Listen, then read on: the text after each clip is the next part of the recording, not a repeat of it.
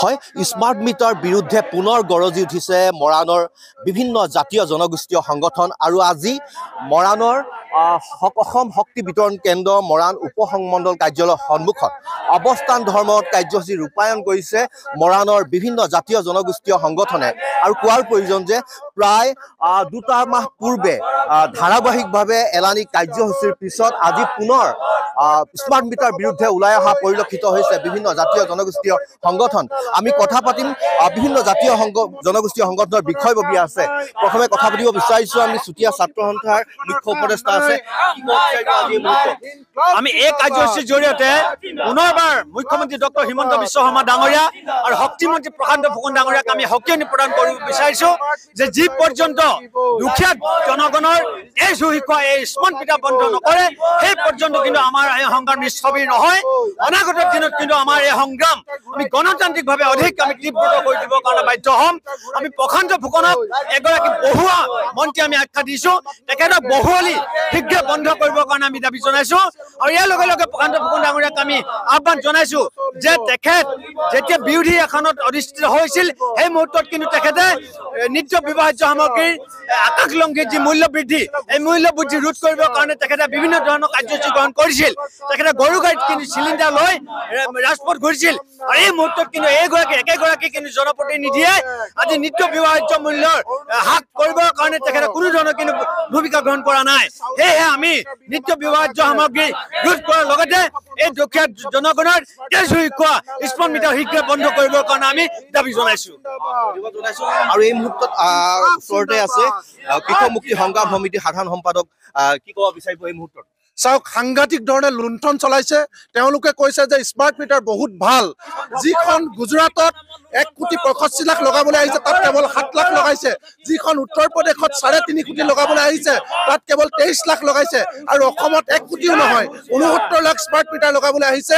আজিৰ দিনটোত 32 লাখ লগাইছে, অৰ্থাৎ 0.7% গুজৰাটত, 0.45% উত্তৰ প্ৰদেশত আৰু অসমত 45% লগাই দিলে কেৱল অসমত। গতিকে এক অন্যায় আমি মানি নলওঁ। আৰু দ্বিতীয়তে আপোনালোকে চাওক, আজিৰ দিনটোত উত্তৰ প্ৰদেশত 6 টকা 30 পইচা পাৰ ইউনিট, 1% স্মাৰ্ট মিটাৰ নলগোৱাকৈ, গুজৰাটত 1% নলগোৱাকৈ 5 টকা 50 পইচা, কিন্তু অসমত অত্যাধিক মূল্যত আমাক বিদ্যুৎ বিক্ৰী কৰিছে, পাৰ ইউনিট 8 টকা। এই সাংঘাতিক ধৰণৰ লুণ্ঠন। এতিয়া তেওঁলোকে টাইম অফ দ্য ডে পদ্ধতি আনিছে, দিনটোক 3 ভাগত ভাগ কৰিছে আৰু আটাইতকৈ বেছি ঘৰুৱা মানুহে যেতিয়া কাৰেণ্ট ব্যৱহাৰ কৰে সন্ধিয়া 5 বজাৰ পৰা 12 বজালৈকে পিক টাইম বুলি লৈছে, তাত তেওঁলোকে প্ৰায় 10 টকা পাৰ ইউনিট কৰিছে আৰু যেতিয়া ইণ্ডাষ্ট্ৰী চলাই ৰাতি তেতিয়া তেওঁলোকে কমাই 6 টকা কৰিছে। এয়া অন্যায়। সাধাৰণ মানুহক 1250 টকা অৰুণোদয় দি তেওঁলোকে স্মাৰ্ট মিটাৰ লগাই লুণ্ঠন কৰিব আমি মানি নলওঁ। 250 টকা বৃদ্ধ পেঞ্চন দি যদি তেওঁলোকে আমাক 5,000 টকা স্মাৰ্ট মিটাৰ বিল দিয়ে আমি মানি নলওঁ। স্মাৰ্ট মিটাৰ আমি আগতেও খুলিছোঁ, এতিয়াও খুলি পেলাম। এই অফিচৰ দাদাগিৰি আমি নামানো। তেওঁলোকে কৈছে এপ্ৰিলৰ ভিতৰত যদি নলগাই ফাইন লগাব 50,000। আমি চাওঁ কেনেকৈ 50,000 টকা ফাইন লগাই আমি স্মাৰ্ট মিটাৰ ভাঙি পেলাম, দলিয়াই দিম। কোনো কাৰণে স্মাৰ্ট মিটাৰ নামানো। আৰু এই মুহূৰ্তত আছে আপোনালোকে ছাত্ৰ সন্থাৰ সাধাৰণ সম্পাদক আছে। ইতিমধ্যে আপোনালোকে পূৰ্বতে স্মাৰ্ট মিটাৰ খুলি জমা দিছিল। আমি বিগত দিনত চৰকাৰখনে ভাবিছিলো যে ৰাইজৰ কাৰণে এটা ভাল সিদ্ধান্ত গ্ৰহণ কৰিব, কিন্তু হিমন্ত বিশ্ব শৰ্মাৰ নেতৃত্বাধীন চৰকাৰখনে ৰাইজৰ যি দাবী, ৰাইজৰ দাবী তেওঁ মানি লোৱা সলনি ৰাইজক কিন্তু তেওঁলোকে বেছি মানে বিপদত পেলাইছে। সেইকাৰণে আমি প্ৰশান্ত ফুকন নামৰ যিজন বহুৱালী, সেই বহুৱালীজনক আজি এই প্ৰতিবাদস্থলীৰ পৰা আমি তীব্ৰ ভাষাৰে আমি গৰিহণা দিছোঁ আৰু এই প্ৰতিবাদস্থলীৰ পৰা আমি অসম চৰকাৰক আমি সুখী দিব প্ৰদান কৰিছোঁ। যেতিয়ালৈকে স্মাৰ্ট মিটাৰ নামৰ ৰাইজৰ লুণ্ঠন বন্ধ নকৰিব তেতিয়ালৈকে এই আমাৰ সংগ্ৰাম চলি থাকিব। অতি কম সময়ৰ ভিতৰতে আমি মৰাণত ইয়াতকৈ তীব্ৰ বৃহত্তৰ প্ৰায় 10,000 ৰাইজক লৈ আমি ইয়াতকৈ ডাঙৰ প্ৰতিবাদ আমি কৰিবলৈ বাধ্য হ'ম। আমি বাৰে বাৰে কৈ আছোঁ যে অৰুণোদয় নামত তেওঁলোকে 1200 টকা দি পিনে যদি স্মাৰ্ট মিটাৰ নামত 2500-3000 সাধাৰণ ৰাইজৰ পৰা যিধৰণে লুণ্ঠন কৰিছে সেই লুণ্ঠন বন্ধ হ'ব লাগিব। যদি স্মাৰ্ট মিটাৰ যদি ভাল তেতিয়াহ'লে প্ৰতি ঘৰ ৰাইজৰ, প্ৰতি গৰাকী মহিলা নামত 5,000 টকাকৈ তেওঁলোকে দিয়াৰ ব্যৱস্থা কৰক। এই যিটো আজি যি ধৰণে আজি গুজৰাটত যদি স্মাৰ্ট মিটাৰ বেয়া, উত্তৰ প্ৰদেশৰ যদি এখন সম্বন্ধশালী যদি ৰাজ্য যদি স্মাৰ্ট মিটাৰটো বেয়া, অসমৰ গতে এখন বান বিধ্বস্ত ৰাজ্যত কেনেধৰণে ভাল হ'ব? সেইকাৰণে এই প্ৰতিবাদস্থলীৰ পৰাই অসমৰ মাননীয় মুখ্যমন্ত্ৰী আমি অনুৰোধ জনাইছো, বিগত দিনতো অনুৰোধ জনাইছো, আজিও অনুৰোধ জনাইছো, যদি আমাৰ অনুৰোধ তেওঁ ৰক্ষা নকৰে কিন্তু 2026ত আগন্তুক বিধানসভা নিৰ্বাচনৰ সময়ত কিন্তু অসমৰ ৰাইজে কিন্তু এই চৰকাৰখনক বহুমতত দলিয়াই দিব।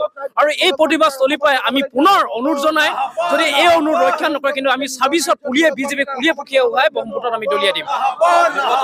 আপোনাৰ ওচৰলৈ আহিছো, ইতিপূৰ্বে কেইটামান মাহ পূৰ্বে ৰাইজে স্মাৰ্ট মিটাৰ ঘূৰাইও দিছিল। ইয়াৰ পিছতো আপোনালোকে প্ৰতিবাদ কৰিবলগীয়া, যিসমূহ স্মাৰ্ট মিটাৰ ঘূৰাই দিছে সেইসকল আকৌ জমা দিছে নে গ্ৰাহকক?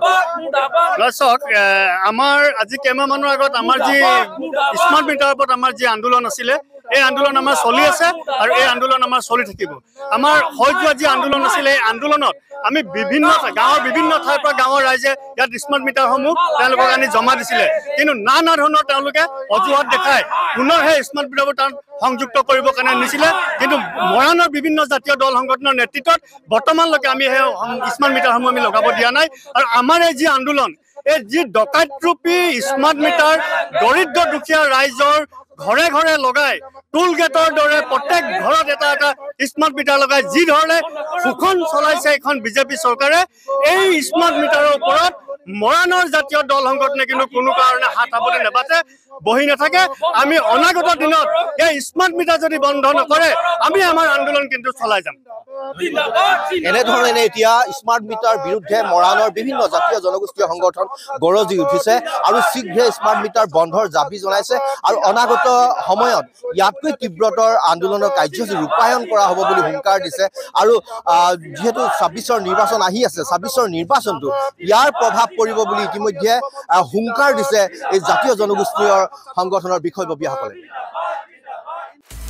আপুনি বিচৰা বাতৰি পাব কেৱল নিউজ 18 এপত। নিউজ 18 এপ ডাউনলোড কৰিবলৈ স্কেন কৰক এই QR কোড। গুগল প্লে ষ্টৰতো পাব এই নিউজ 18 এপ।